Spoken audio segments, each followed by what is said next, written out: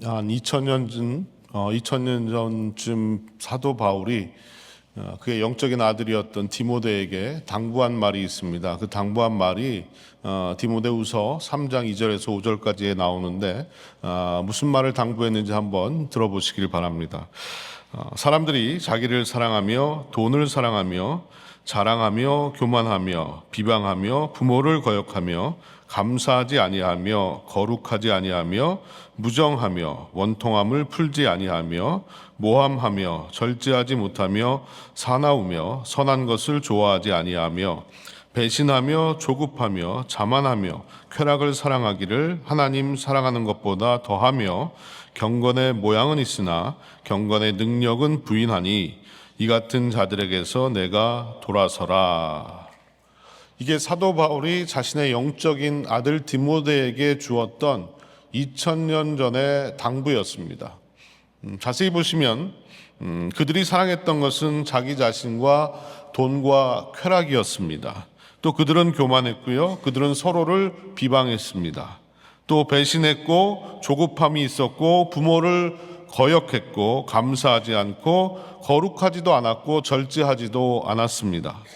또 그들은 원통함을 풀지 아니했고 선한 것도 좋아하지 아니했다라는 말이 나옵니다. 당시에 세상 사람들이 사는 모습이 이와 같았다는 거죠. 근데 저는 이 말씀을 읽으면서 2000년이 지난 지금도 역시 이 세상의 모습은 이런 모습이 아닐까라는 생각이 들었습니다.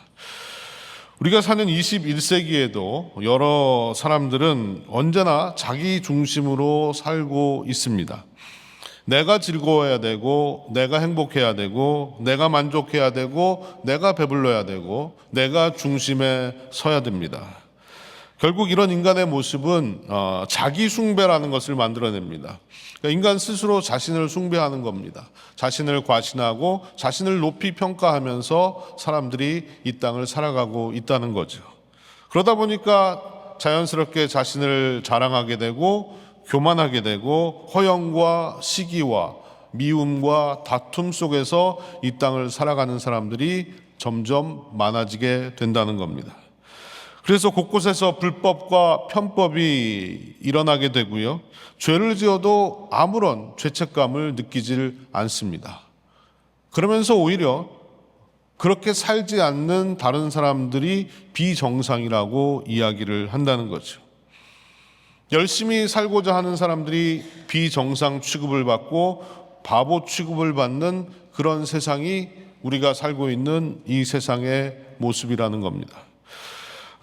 브라질의 작가 파울로 코엘료가 이런 이야기를 했습니다.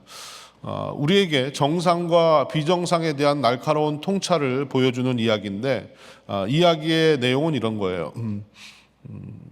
한 나라가 있었는데 왕이 통치하는 한 나라가 있었는데 그 나라를 혼란에 빠뜨리려고 마법사가 백성들이 마시는 우물물에다가 미치게 하는 묘약을 타버립니다. 그래서 그 우물물을 마시는 사람마다 다 미쳐 돌아갑니다. 그러니까 온 나라 백성들이 이제 다 미쳐버린 거예요. 그런데 왕국에 있는 우물에는 이 약을 풀지를 못했기 때문에 왕하고 왕비 그리고 신하들은 정상이었습니다. 근데 왕이 백성들이 미쳐 돌아가는 모습을 보고 각종 조치를 내렸는데 백성들은 부당하다고 생각을 한 거예요. 왕이 정상이 아니다라고 생각을 한 겁니다. 그래서 왕궁 앞에 가서 시위를 합니다. 왕을 물러나라고 얘기합니다. 이때 왕비가 하는 말이 우리도 저들과 같이 그 우물물을 마십시다라고 제안을 합니다. 그래서 왕이 왕비와 함께 우물물을 마시고 같이 미쳐버렸습니다. 그래서 왕이 통치를 하는데 완전히 미친 사람이 통치를 하는 것처럼 막 나라를 어지럽히고 이상하게 통치를 하는 거예요. 그런데 그 모습을 보고 수많은 백성들이 왕을 칭찬합니다. 미친 왕을 보고 미친 백성들이 칭찬을 하더라는 거예요. 왕이 정치를 잘한다고 생각하고 왕에게 박수를 보내는 그 모습이 어쩌면 이 시대의 우리의 모습일지도 모릅니다. 오늘 이 시대도 비정상이 정상 취급을 받고 정상이 비정상 취급을 받는 그런 거꾸로 뒤집힌 세상이 되어가고 있습니다. 그런데 이런 일들이 우리 시대에만 일어났던 현상이 아니라 바울이 살았던 2000년 전에도 있었고, 또 더 역사를 거슬러 올라가면 엘리야가 살았던 3000년 전에도 이런 일들이 비일비재했다는 거예요. 결국 세상은 하나도 변한 것이 없다는 겁니다. 그래서 오늘부터 우리는 3000년 전 엘리야가 살았던 그 시대를 우리가 함께 이야기하면서 과연 우리는 이 땅을 살아가면서 어떤 모습으로 살아가야 될지를 고민해 보려고 합니다. 왜냐하면 3000년 전의 이야기가 오늘 이 시대의 이야기고, 또 그들의 이야기가 아니라 우리의 이야기이기 때문입니다. 그럼 여기서 잠시 이스라엘의 분열 역사를 좀 짚어보고 넘어가도록 하겠습니다. 솔로몬까지 이스라엘은 한 나라였습니다. 그리고 나라가 매우 부강한 나라였어요. 근데 솔로몬이 왕위에서 물러난 이후에 나라가 두 조각이 나죠. 마치 우리나라가 남과 북으로 갈라졌던 것처럼 이스라엘도 북쪽 이스라엘과 남쪽 유다로 갈라지게 됩니다. 근데 비교적 남왕국 유다는 평온했습니다. 다윗의 혈통으로 이어지는 왕조가 계속해서 이어졌기 때문에 큰 문제가 일어나지 않았습니다. 반면 북왕조 이스라엘은 5번이나 왕조가 바뀌는 끔찍한 일들을 경험하게 됩니다. 정권이 바뀔 때마다 쿠데타가 일어나고 사람을 죽고 죽이는, 또 스스로 자살을 하는 사람들도 생겨나는 끔찍한 역사가 반복되었다는 거예요. 근데 그런 와중에 오므리라는 사람이 정권을 잡고 오므리 왕조가 시작이 됩니다. 그리고 그 오므리의 아들이 바로 아합이라는 사람이었어요. 그래서 오늘 본문을 보시면 29절에 이 같은 사실을 설명해 주고 있습니다. 유다의 아사왕 제38년에 오므리의 아들 아합이 이스라엘의 왕이 되니라. 오므리의 아들 아합이 사마리아에서 22년 동안 이스라엘을 다스리니라 라고 되어 있습니다. 아합이 22년 동안 이스라엘을 다스렸는데 문제는 뭐냐면 이스라엘의 왕 중에 그가 최악의 왕이었다는 겁니다. 이어지는 30절을 보시면 오므리의 아들 아합이 그의 이전의 모든 사람보다 여호와 보시기에 악을 더욱 행하여 라고 되어 있죠. 그리고 33절 후반부를 보면 그는 그 이전에 이스라엘의 모든 왕보다 심히 이스라엘 하나님 여호와를 노하시게 하였더라. 이전의 모든 왕보다, 아니 왕을 뛰어넘어서 모든 사람들보다 이 아합이라는 사람은 하나님의 보시기에 악했다라고 성경은 평가하고 있습니다. 저는 이 말씀을 보면서 이런 생각이 들었어요. 성경은 아합이라는 왕이 하나님 보시기에 가장 악한 왕이라고 평가를 했는데, 그렇다면 당시 백성들도 그 왕을 보면서 이런 평가를 했을까라는 생각이 들었던 거죠. 근데 저는 아닐 것 같다는 생각이 들었어요. 왜냐하면 당시의 역사를 한번 훑어보면 그 옆에 있었던 두로와 시돈이라는 나라와 굉장히 화평하게 지내는 화친 정책을 폈습니다. 그러니까 나라가 큰 혼란이 없었다는 거죠. 그리고 모압이라는 나라로부터 조공을 받았습니다. 그리고 당대 최고의 강국이었던 아시리아와도 잠시 동안이지만 군사력을 견줄 만큼 국방력도 막강했던 적이 있었습니다. 분명 그 아합 왕을 따르고 추종하는 사람들이 있었을 것이고 백성들의 전폭적인 지지를 받았을지도 모릅니다. 그래서 오히려 성경 기자는 여호와 보시기에 그가 악했다라는 말을 강조했는지도 모릅니다. 이렇듯 아합은 실용주의 정책을 펼쳤고 먹고 사는 문제를 해결해 주었고 국민들의 지지를 받았을지 모르지만 여호와 하나님이 보시기에는 악한 왕이었던 것이 분명했습니다. 지금 이 시대도 많은 지도자들이 하나님의 눈치를 보기보다는 백성들의 눈치를 보면서 정치를 합니다. 하나님이 보시기에는 어떻든지 상관이 없고 그저 그들은 국민들로부터 표를 얻으면 그만이다라는 생각을 하는 사람들이 많다는 거죠. 그래서 과정이 부도덕하고 하나님이 원하시지 않는 일들을 행했을지라도 아무런 문제가 되지 않고 오히려 당당하게 목소리를 높입니다. 그런 사람들 중에 교회를 드나드는 사람들이 상당수가 있다는 것이 문제인 거예요. 편법을 일삼고 불법을 일삼는 많은 사람들 가운데 소위 말하는 크리스천들이 많이 있다는 사실입니다. 저는 그 사실을 바라보면서 오늘 이 말씀이 우리들에게 주는 엄중함을 다시 한번 생각해 봅니다. 하나님 보시기에 악했다라는 이 말. 한 걸음 더 나가서는 다른 사람들이 아니라 저 자신을 한번 생각해 봤습니다. 나는 과연 하나님 보시기에 어떤 사람일까? 하나님의 말씀과 하나님의 기준으로 봤을 때 나는 괜찮은 사람일까라는 생각을 해보았습니다. 아합과 같이 사람들로부터 칭찬을 받을지는 모르지만 하나님이 보시기에 악을 행하는 자는 아닌가? 이런 생각이 제 마음속에 들었습니다. 여러분, 내가 내 자신을 볼 때도 착각하지 말아야 되지만 내가 다른 사람 그리고 지도자를 볼 때에도 이런 착각에 빠지면 안 된다는 겁니다. 우리는 굉장히 단순합니다. 그래서 나에게 잘해주는 사람이 좋은 사람이다라는 생각을 가지고 있어요. 내가 먹고 사는 문제를 해결해주는 지도자가 좋은 대통령이고 교회를 성장시킨 목사가 좋은 목사라고 생각을 합니다.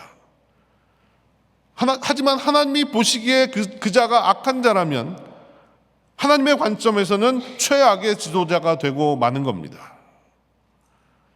사람은 누구나 흠결이 있고 잘못이 있습니다. 실수하고 넘어집니다. 그런데 실수하고 넘어졌을 때 하나님을 두려워하는 자가 되어야 된다는 겁니다. 하나님 앞에 진심으로 회개할 수 있는 사람이 되어야 합니다. 하나님 보시기에 내가 어떤 사람인지를 늘 두렵고 떨리는 마음으로 바라볼 수 있어야 된다는 겁니다. 아무리 사람들이 인정하고 아무리 사람들이 칭찬한다 할지라도 하나님 보시기에 악을 행한 자라면 그 사람은 악한 사람입니다. 악한 사람이에요. 여러분, 교회에서 일꾼을 뽑을 때도 사람들 앞에 보이는 모습이 중요한 것이 아니라 그 사람이 얼마나 하나님을 두려워하고 하나님 앞에 진실한 사람인가를 보셔야 되는 겁니다. 우리의 사람을 보는 기준점은요, 그 사람이 나한테 잘해주는 사람인가? 나랑 친한 사람인가? 아니면 내 마음에 드는 사람인가? 라는 것일 때가 많이 있습니다. 그래서 그 사람이 설령 무슨 잘못을 한다 할지라도 그 사람을 지지해주고 그 사람을 용서해줍니다. 그러나 우리가 사람을 보는 기준점이 내 마음에 드는 사람이냐 아니냐가 아니라 하나님이 기뻐하시는 사람인가 아닌가를 봐야 된다는 겁니다. 그 사람의 생각이 어떤 생각인지, 그 사람이 어떻게 살고 있는지, 하나님을 두려워하고 있는지 이걸 보지 못하면 우리는 실수하게 됩니다. 잘못을 저지르게 된다는 거예요. 저는 저와 여러분이 사람들에게 칭찬을 받는 사람이 되는 것도 중요하지만 진정 하나님께 칭찬받는 사람이 되기를 간절히 소원합니다. 사람들이 나를 아무리 칭찬해도 하나님이 보시기에 악한 사람이라면 나는 헛된 삶을 살고 있는 겁니다. 이 엄중하신 하나님의 말씀 앞에 우리는 다시 한번 나 자신을 돌아볼 수 있어야 됩니다. 하나님 보시기에 나는 어떤 사람인가? 그렇다면 이 아합이라는 사람이요, 어떤 모습이었길래 하나님 보시기에 악하다라고 평가를 받았을까요? 그중 한 가지는 종교적인 혼합주의의 모습을 그가 보였다는 겁니다. 저는 아합이 하나님 보시기에 악했다는 평가를 받은 가장 중요한 이유는요, 종교적으로 여러 가지 것들을 혼합해서 섬겼기 때문이라고 생각합니다. 오늘 우리가 읽었던 31절에서 33절 전반부 말씀을 다시 한번 제가 읽어보겠습니다. 느밧의 아들 여로보암의 죄를 따라 행하는 것을 오히려 가볍게 여기며 시돈 사람의 왕 엣바알의 딸 이세벨을 아내로 삼고 가서 바알을 섬겨 예배하고 사마리아에 건축한 바알의 신전 안에 바알을 위하여 제단을 쌓으며 또 아세라상을 만들었으니 라고 되어 있죠. 아합이 왕비로 맞이한 사람은 시돈 왕의 공주였습니다. 그의 이름은 이세벨이었어요. 이세벨의 아버지의 이름까지 성경에 기록하고 있는데 그녀의 아버지의 이름은 엣바알이었어요. 이 엣바알이라는 말의 뜻은 바알과 함께, 바알은 살아있다라는 그런 뜻인 거예요. 이 이름만 봐도 이 사람이 얼마나 철저한 바알 신봉자인 것을 알 수가 있습니다. 바알은 당시 풍요의 신이었고 다산의 신이었습니다. 결국 인간의 물질적인 욕구를 채워주고 성적인 욕구를 채워주는 신으로 군림했다는 겁니다. 결국 이세벨과의 결혼은 종교적인 혼합주의의 시작을 알리는 것입니다. 이세벨은 결혼하면서 자신이 믿던 바알 신을 이스라엘로 가지고 들어왔고 또 바알 선지자들도 다 데리고 왔습니다. 그리고 당시 수도였던 사마리아에 바알 신전을 짓고 거기서 제사를 드렸습니다. 그리고 아세라 목장을 그곳에 세워두었다는 겁니다. 하나님만 믿고 의지하던 이스라엘 백성들이 갑자기 여러 가지 종교로 뒤섞여 버리고 만 것입니다.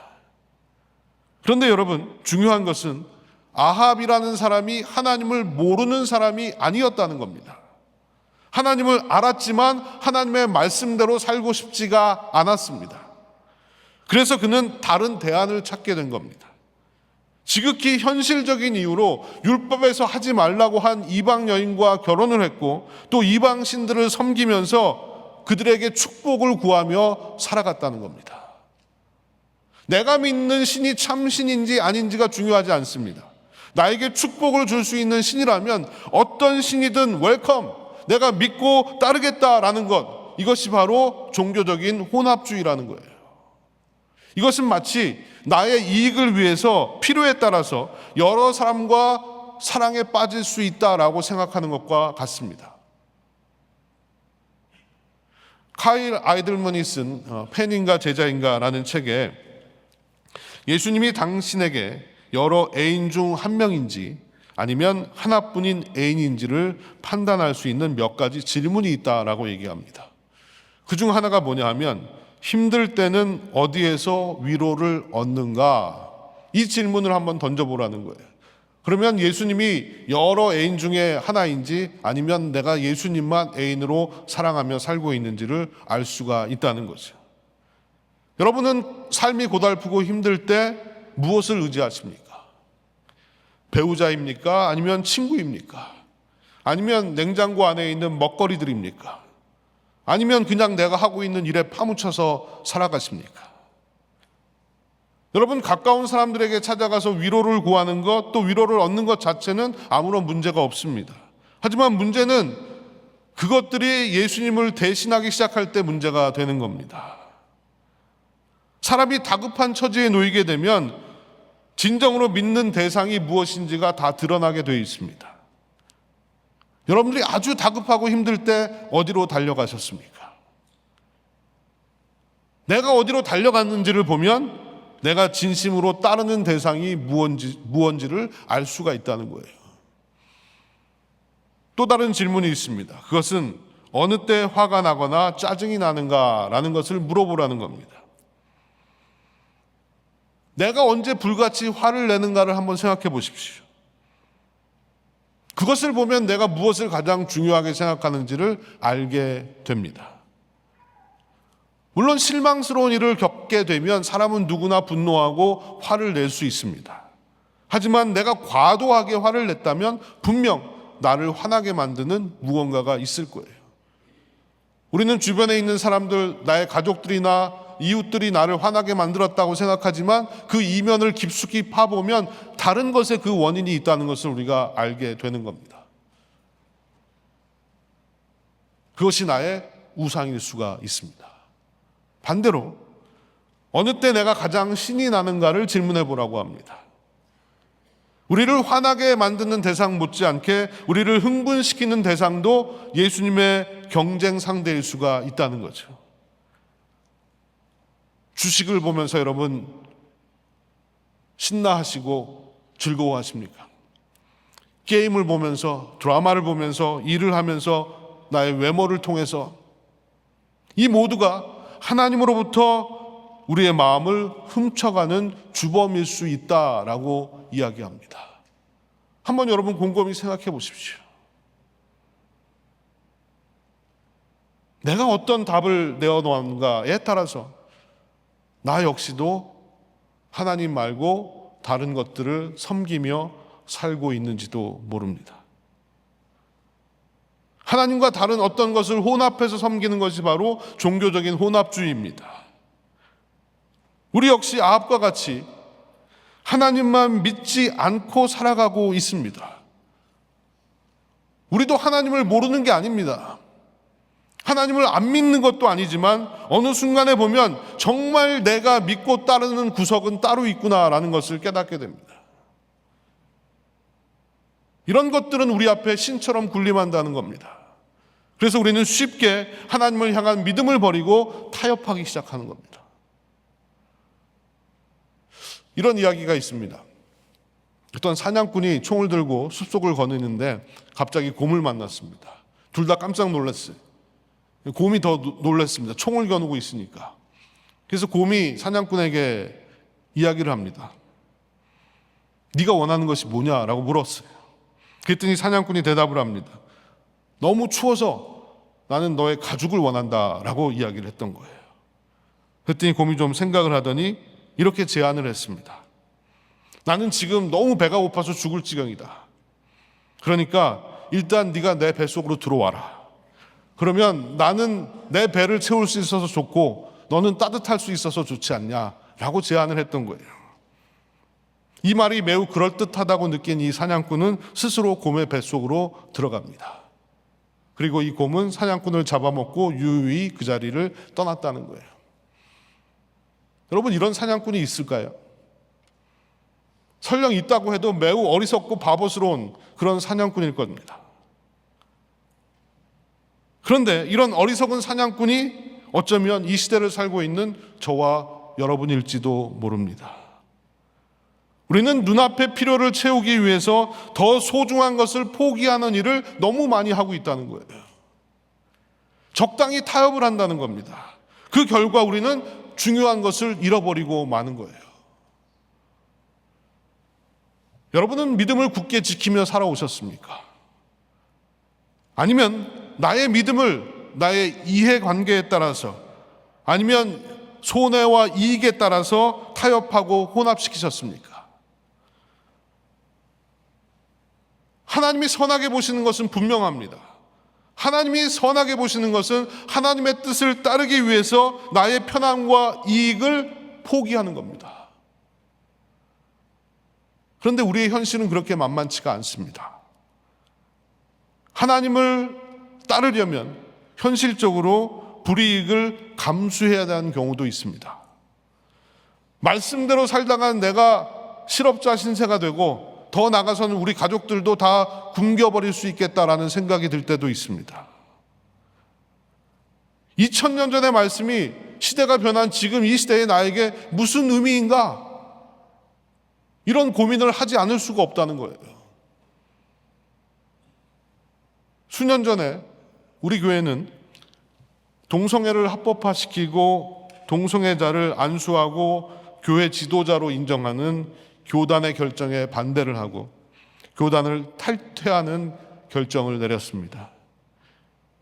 동성애는 분명 하나님의 뜻이 아니고 창조 질서를 깨는 죄라고 믿었기 때문입니다.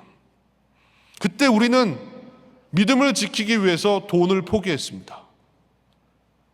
지금도 저희는 교단에 돈을 지불하면서 지내고 있어요. 물론 일시불로 다 지불했지만 론을 얻어서 그 론을 갚아가고 있습니다. 저는 당시 성도 여러분들의 믿음의 결단을 하나님이 기뻐하실 것이라고 확신합니다. 하지만 그것이 교회의 이야기가 아니라 여러분 자신의 이야기가 되었을 때 여러분들은 어떻게 행동을 하시겠습니까? 우리는 가끔 신문이나 뉴스에서 꽃가게 동성애자의 결혼에 반대해서 꽃을 만들어주지 않은 꽃가게 주인의 얘기를 듣습니다. 술을 당했다는 얘기를 들어요. 케이크를 만들어주지 않은 케이크 가게 주인의 얘기를 듣습니다. 그들은 술을 당하고 지루한 재판을 계속해서 진행해야 되고 자신의 사업과 자신의 가정과 자신의 삶에 큰 풍파가 일어날지도 모르는 위험한 상황을 감수하고 있습니다. 그럼에도 불구하고 그들은 믿음을 지키기 위해서 다른 것들을 내려놓았다는 겁니다. 그런데 그것이 나의 이야기가 되었을 때 과연 나는 위험을 감수하고 손해를 보면서까지 믿음을 지킬 용기가 있느냐는 겁니다. 그럴 용기가 나에게 있을까요? 당장 물질적으로 손해를 보고 당장 정신적으로 너무 힘든 시간을 보내야 되는데 모르긴 해도 적당히 타협하는 것이 우리의 방법이 아닐까요? 여러분, 하나님을 거스르는 세상과 한판 승부를 벌이려면 세상과 맞서야 되는 겁니다. 하나님의 사람은 눈에 보이지 않는 가치를 지키기 위해서 눈에 보이는 이익을 포기할 수 있는 사람입니다. 모든 사람이 가는 편하고 쉬운 길을 마다하고 좁은 길로 갈 용기가 있는 사람이어야 한다는 겁니다. 우리는 변하는 세상 속에서 살고 있습니다. 옳고 그름의 기준도 계속 변하고 있어요. 전에 없던 새로운 문제들이 계속해서 일어나고 있습니다. 물론 그 변화를 따라잡아야 되고 또 변화에 적응해야지 생존할 수 있는 것이 사실입니다. 그러나 변하는 것, 일시적인 것에 우리의 인생과 생명을 거는 것은 어리석은 일이라는 겁니다. 변하지 않고 움직이지 않는 것을 따라서 살아야 되는데 그것이 뭐냐? 바로 하나님의 말씀이라는 거예요. 하나님의 말씀은 변하지 않습니다. 영원토록 변하지 않는 것이 바로 하나님의 말씀이에요. 이 말씀을 붙들고 사는 자는 결코 실패하지 않습니다. 하나님이 하라고 하신 것은 수천 년이 지나도 해야 되는 것이고 하나님이 하지 말라고 하신 것은 수천 년이 지나도 하지 말아야 되는 겁니다. 이게 우리의 믿음이 되어야 된다는 겁니다. 여러분, 종교적인 혼합주의를 경계하십시오. 이 시대의 바알을 경계하시길 바랍니다. 바알을 의지하는 것은 멸망의 길로 가는 것입니다. 다시 한번 내 믿음이 오늘 이 아침 것들과 혼합되어 있는지, 나의 믿음은 순수한 믿음인지를 오늘 이 아침에 스스로에게 질문해 보시길 바랍니다. 두 번째로 또 하나 우리가 경계해야 될 모습이 본문에 나옵니다. 그것은 바로 경제적 물질주의입니다. 오늘 본문 속에 등장하는 또 하나의 인물이 있는데요, 그가 바로 히엘이라는 사람이었어요. 아합의 이야기를 쭉 써내려 가다가 마지막에 갑자기 엉뚱한 사람의 이름이 등장을 합니다. 그 사람에 대한 이야기는 어떤 이야기입니까? 34절을 읽어보겠습니다. 그 시대의 베델 사람 히엘이 여리고를 건축하였는데 그가 그 터를 쌓을 때에 맏아들 아비람을 잃었고 그 성문을 세울 때에 막내 아들 수굽을 잃었으니 여호와께서 눈의 아들 여호수아를 통하여 하신 말씀과 같이 되었더라. 이게 무슨 말일까요? 여호수아가 여리고성을 정복했던 날 백성들 앞에서 하나님이 하신 말씀을 선포한 적이 있습니다. 그 이야기가 여호수아 6장 26절에 나오는데 뭐라고 했냐 하면 여호수아가 그때에 맹세하게 하여 이르되 누구든지 일어나서 이 여리고성을 건축하는 자는 여호와 앞에서 저주를 받을 것이라. 그 기초를 쌓을 때에 그의 맏아들을 잃을 것이요 그 문을 세울 때에 그의 막내 아들을 잃으리라 하였더라. 하나님이 여호수아를 통해서 왜 무너진 여리고성을 다시 짓지 말라고 하셨을까요? 여리고성을 무너뜨린 것은 사람이 아니라 하나님이셨습니다. 그래서 그것을 다시 짓지 말라고 하신 것은 이스라엘 백성들의 오고 오는 세대들이 무너진 여리고성을 바라보면서 하나님이 하셨다라는 것을 되새기게 하기 위해서 그러셨다는 겁니다. 또 이방인들에게는 세상에 수많은 신들이 있지만 하나님만이 유일한 신이시고 하나님만이 능력이시라는 것을 보여주기 위해서 하나님이 다시 짓지 말라고 하셨어요. 여리고성을 다시 쌓는 것은 하나님의 뜻을 거역하는 것이었습니다. 그럼에도 왜 히엘이라는 사람은 여리고성을 다시 쌓았을까요? 그 이유는 바로 이 여리고성의 지정학적 위치였습니다. 여리고성은 요단을 건너면 바로 나오는 지정학적 요충지였고 그 땅은 매우 비옥한 땅이었다고 합니다. 그래서 거기다 성을 짓는 일은 경제적인 이득이 매우 컸을 겁니다. 요즘 말로 대박이 났을 거예요. 그래서 이 히엘이라는 사람이 그 땅에다 하나님이 짓지 말라고 한 여리고성을 굳이 지은 겁니다. 정치적으로 봤을 때는 이 히엘이라는 사람 혼자 결정으로 된 것은 아닐 것 같습니다. 아마도 아합 왕이 뒷배를 봐주었을 가능성이 큽니다. 그러면 아합과 히엘의 공동 작품이 바로 여리고성의 재건축이었습니다. 그들이 그렇게 했던 것은 이유는 단 하나, 그것이 돈이 되는 것이기 때문이었습니다. 하나님의 명령, 하나님의 말씀은 관심이 없었고 돈이 되는 일이라면 할 수 있었습니다. 그런데 여기서 생기는 질문이 하나 있습니다. 히엘이란 사람이 여호수아의 경고를 무시하고 하나님의 말씀을 따르지 않고 여리고성을 지었을 때 두 아들을 다 잃어버리게 되었다라고 성경은 얘기합니다. 근데 성경을 자세히 보시면요, 터를 쌓았을 때 맏아들을 잃었다라고 되어 있어요. 자, 그러면 일반적인 부모라면 터를 쌓는데 아들이 죽었습니다. 그러면 멈춰야 되잖아요. 하나님의 경고가 있었기 때문에 그 경고의 말씀을 두려워한다면 멈춰야 됩니다. 그리고 아들을 사랑한다면 멈춰야 되는 거예요. 그런데 계속 진행을 했다는 겁니다. 그래서 결국은 둘째 아들까지 목숨을 잃게 만든 거예요. 여러분 이해가 되십니까, 이게? 어떻게 아버지가 이럴 수 있습니까? 그런데요, 돈에 콩깍지가 씌우면 이럴 수 있다는 거예요. 그 아버지는 자식보다 돈이 더 중요했습니다. 이 사건은 우리에게 매우 중요한 메시지를 전해줍니다. 죄악으로 내려가는 길에는 브레이크가 없다라는 말이 있어요. 하나님의 눈앞의 이익에 눈이 뒤집히면 그 어떤 설득도 그 어떤 하나님의 경고도 소용이 없다는 거예요. 이성이 마비가 됩니다.